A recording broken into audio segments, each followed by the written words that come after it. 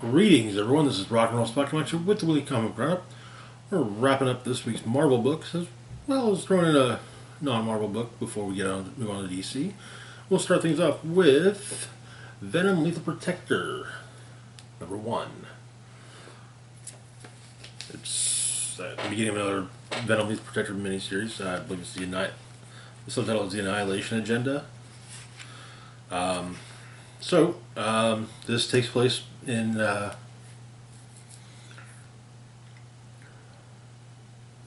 want to say the post-Maximum Carnage era for Venom, so in the early days of his Lethal Protector era.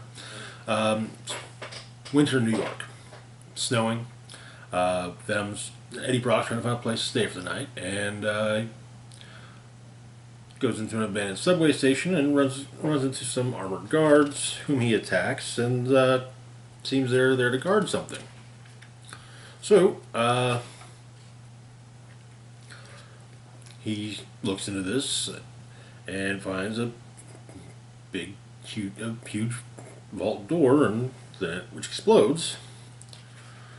There's gunfire throughout, and Silver Sable is dealing with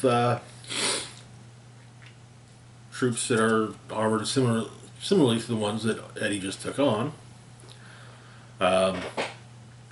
Eddie manages to save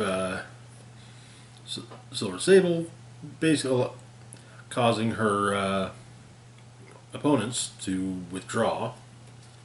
However, an old friend of his, a young man named Pablo, was part of that group, and Venom rescued him. He was trying to escape it, trying to leave anyway.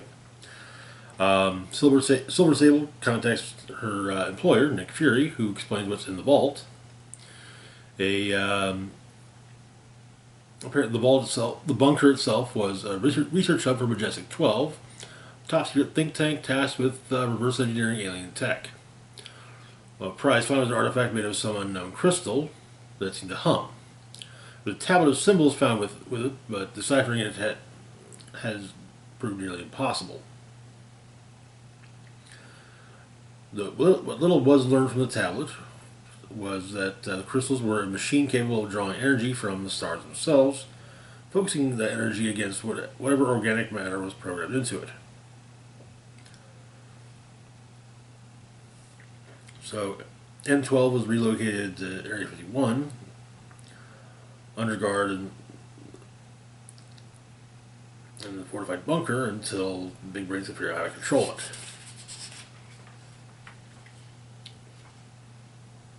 But the Wild Pack one of the members of the Wild Pack mentions that it would be nice to have, as they put it, a monster in their pocket every time. Venom catches up with Pablo. They met back in Spider-Man Annual number 8. Venom killed the man that murdered Pablo's uncle. Pablo went on to get his GED, but the orphanage that he was in was demolished to make way for another luxury high-rise. He off the street for a while and was recruited into Vanguard. Went through basic training. But he was wanting out, and the battle against the Wild Pack was kind of the last straw. At Vanguard's corporate headquarters, they're working on an alternate plan, and also trying to think how to take on the new variable, Venom.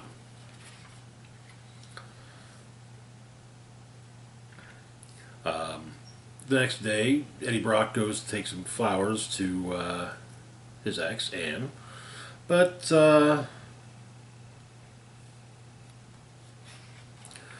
she's subletting her place.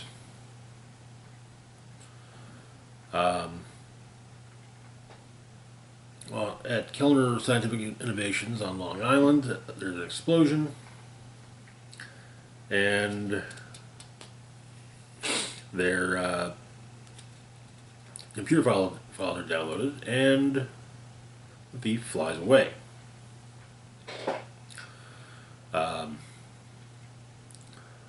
After getting recognized as being Venom, Eddie hides in the sewer, hides underground for a bit, and is found by Pablo.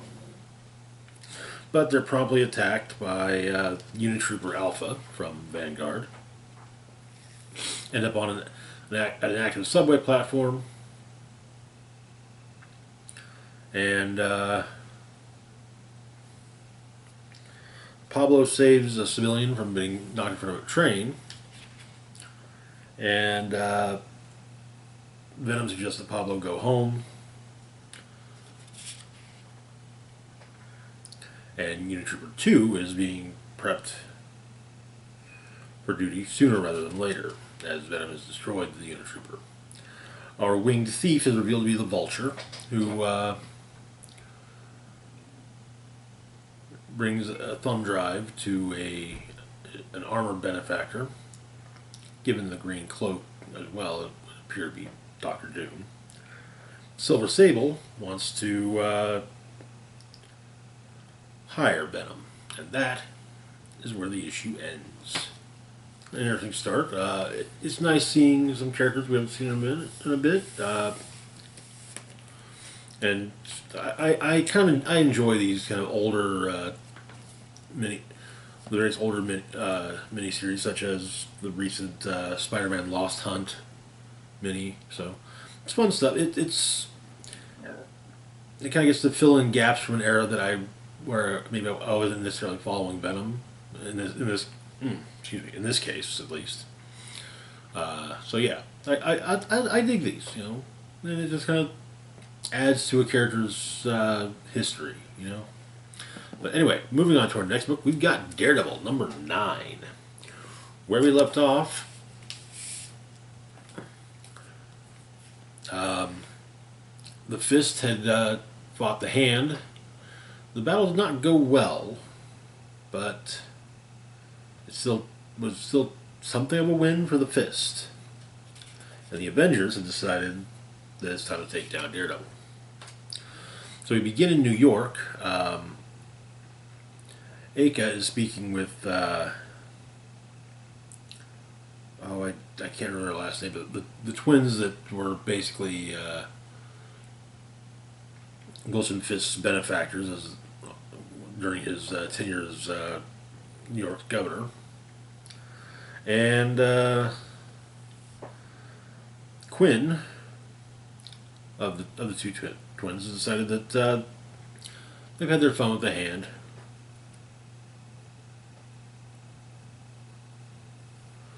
And it's time for the twins to move on to better things.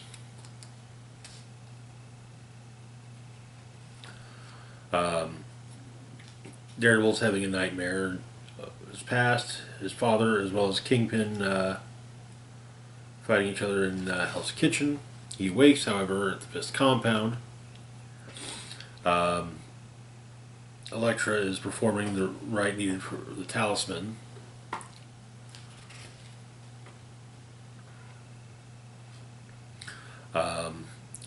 One of the members of the Fist are injured. Rather, seems to be dealing with their injuries. Some healing from light ones quickly, while others need more treatment. One of Daredevil's recruits, Cole, however, decides he's leaving. And Sasquatch is leaving as well, taking Bullet and Lance back to New York, and he makes it very clear that the Fist was not ready to go into the field last issue. With Sasquatch explaining that Agony is more feral than ever. Speed Demon thinks he's the hand of God, and that he can murder and be forgiven. And the kid almost died.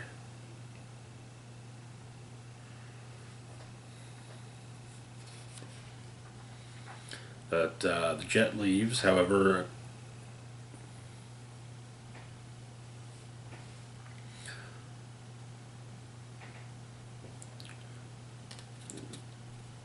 Matt here's a his cell phone ringing in the box he put it in. Quinn is contacting him.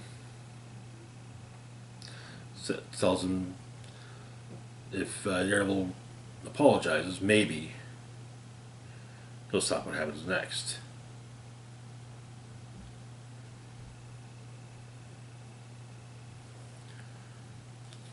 Plane arrives. It drops 3 bombs. Not explosives, but chemical bombs.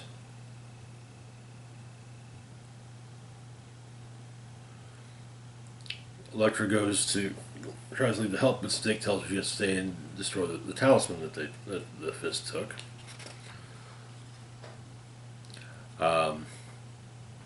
The smoke basically turns the remaining members of the Fist against each other. Daredevil manages to get Foggy out of the way as the talisman explodes. And it's explained that the talisman will basically return to the grave those who have been recently brought back by the Hand, including Foggy and Stick.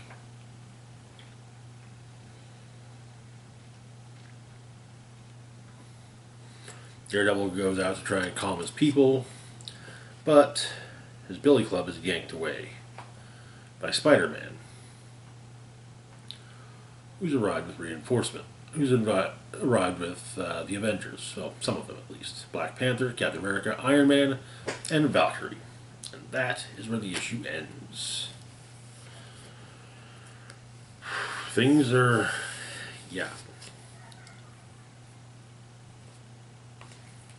definitely taking a turn, to say the least. Moving on, though, to our next book, we've got Planet Hulk Worldbreaker, number 5, wrapping up the miniseries. Where we left off, Banner had been finally convinced to intercede, while the High Priestess is attempting to destroy Sakaar and basically recreate it without the Harg. Cho is able to find the machine that she's using to do so.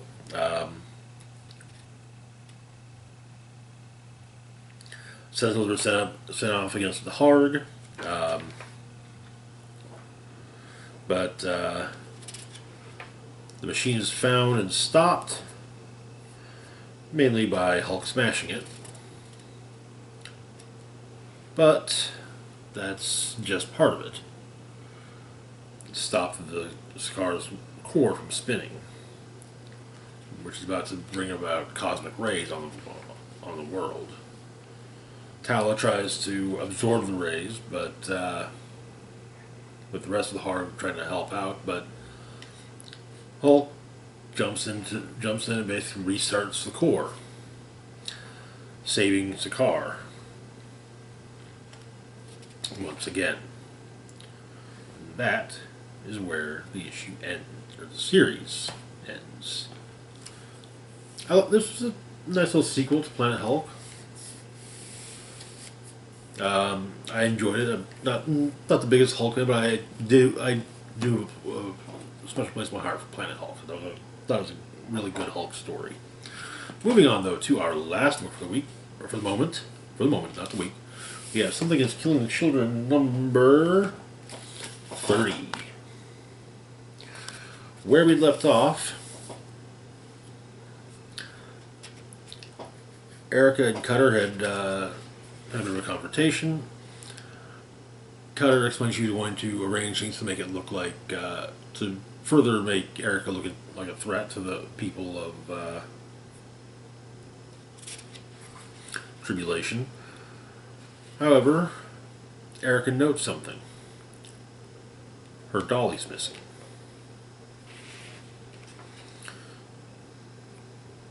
She is not happy about that.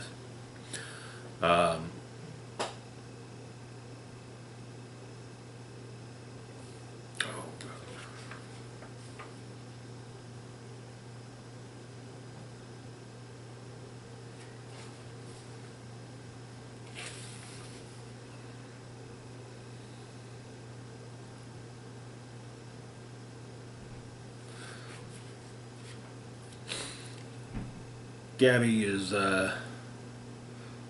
talking with the dolly, and well, as well as Erica's familiar, and kind of just tells them both to shut up.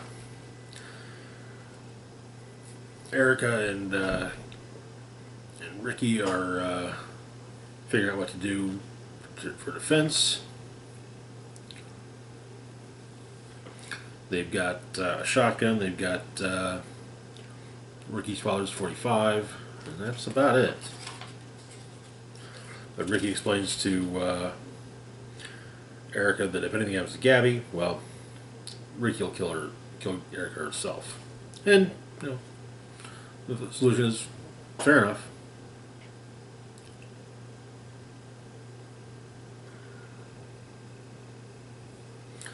But plans are made.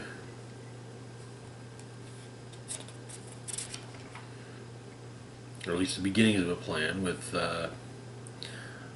Cutter's dolly having her eyes duct taped shut so she can't see what, and presumably also her ears covered over too.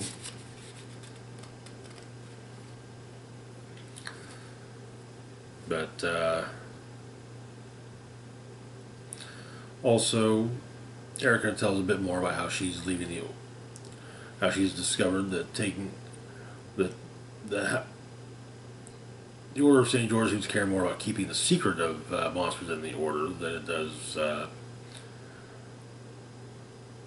saving people, and that's not something that Erica can live with. And the Order doesn't like loose ends, so yeah. In town, a couple of kids break into a local pool, about to go for a swim, but there's something in the water. The duplicate type, still in the form of Erica. That is where the issue ends. These are definitely heating up in this one. It'll be interesting to see who survives between Erica and Cutter. I imagine it'll be Erica, but we'll have to just see how the whole thing plays out. Anyway, that's going to do it for now. As always, feel free to like, share, and subscribe. Links to my Facebook, Twitter, Patreon, and PayPal can be found in the description box down below. This is Rock and Roll Spock signing off, saying, live long and rock hard.